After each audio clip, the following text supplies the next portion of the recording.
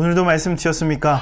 말씀 김윤성입니다. 오늘은 마태복음 17장 1절부터 13절까지 말씀을 가지고 함께 은혜를 나누겠습니다. 오늘 우리가 읽은 본문 말씀은 변화산에서 일어났던 사건입니다. 많은 분들이 잘 아는 내용인데요. 베드로와 야고보, 요한을 데리고 예수님께서 변화산에 오르십니다. 그리고 그 얼굴과 그 옷이 빛처럼 굉장히 밝아지는 장면이 나와요. 그리고 나서 보니까 모세와 예수님과 엘리야가 대화를 나누는 장면이 등장을 합니다. 이 장면을 보면서 베드로가 주님, 우리가 여기가 좋사오니 초막셋을 지어서 하나는 모세를, 하나는 예수님을 위해서, 하나는 엘리야를 위해서 그렇게 짓고 살면 좋겠습니다. 이런 말을 베드로가 하죠. 그런데 바로 그때에 하늘에서 음성이 들립니다. 이는 내 사랑하는 아들이요 내 기뻐하는 자니 너희는 그의 말을 들으라. 이 일어났던 모든 사건과 이 장면은 제자들의 눈에 볼 때 굉장히 충격적인 장면입니다. 굉장히 충격적인 사건이에요. 예수님께서 그리스도시다, 예수님께서 메시아다 라는 것이 증명되는 사건입니다. 제자들은 두려워했고 무서워했습니다. 이 정도 사건이라고 한다면 산에서 내려가서 바로 다른 제자들에게 얘기하고 만나는 사람에게 이야기하고 싶을 겁니다. 그런데 예수님께서 이 제자들에게 뭐라고 말씀하시냐면 9절 말씀을 보십시오. 그들이 산에서 내려올 때에 예수께서 명하여 이르시되 인자가 죽은 자 가운데서 살아나기 전에는 본 것을 아무에게도 이르지 말라 하시니. 침묵하라는 겁니다. 이상하죠?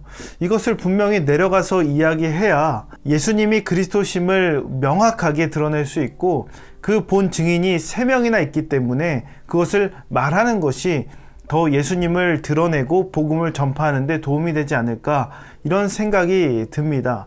그런데 예수님께서는 말하지 말라라고 이야기하세요.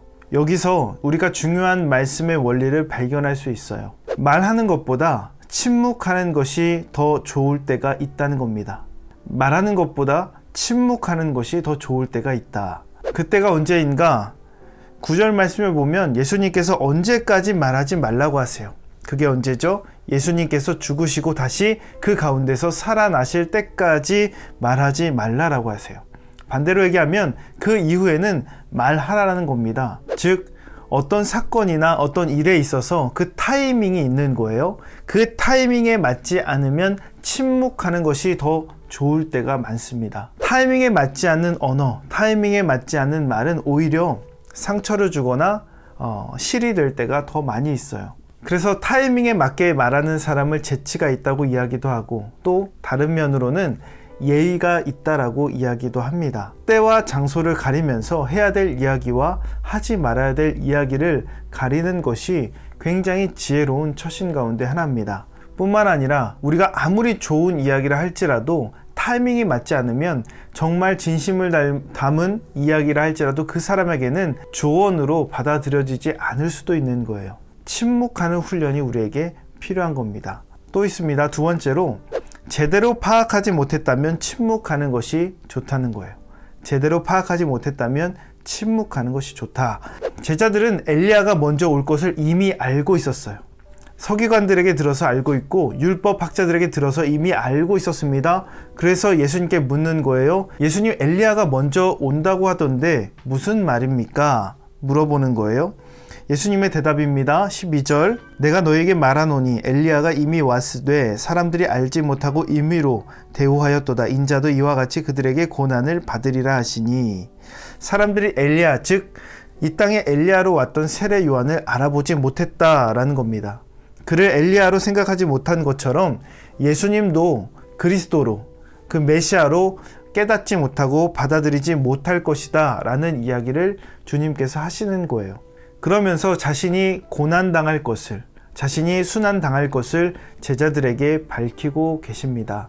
즉 예수님이 말씀하시는 것, 그 고난의 때, 그 십자가의 사건을 이해하기 전까지는 말하지 않는 것이 더 유익하다라는 거예요. 어떠한 사건에 대해서 완벽하게 이해되거나 어떠한 여러 가지 입장에 대해서 우리가 완벽히 다 소화해내지 않으면 말하는 것보다 침묵하는 편이 훨씬 더 낫다는 거예요. 그러기에 우리가 오늘 하루 살아갈 때 기억해야 될 것, 침묵할 수 있는 훈련이 필요합니다.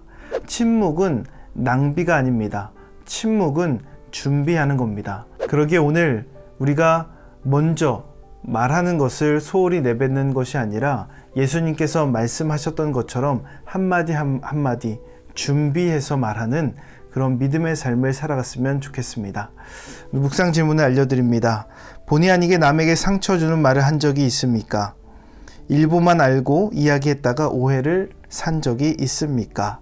우리가 오늘 침묵하는 훈련을 삶 속에서 계획해 보시면서 오늘 하루도 주님께서 말씀하신 대로, 주님께서 명하신 대로 살아가는 저와 여러분 되시기를 주님의 이름으로 축원합니다. 오늘 말씀의 내용이 도움이 되셨다면 좋아요와 구독 꼭 눌러주시고 이 말씀이 여러분의 삶이 되기를 예수님의 이름으로 축복합니다.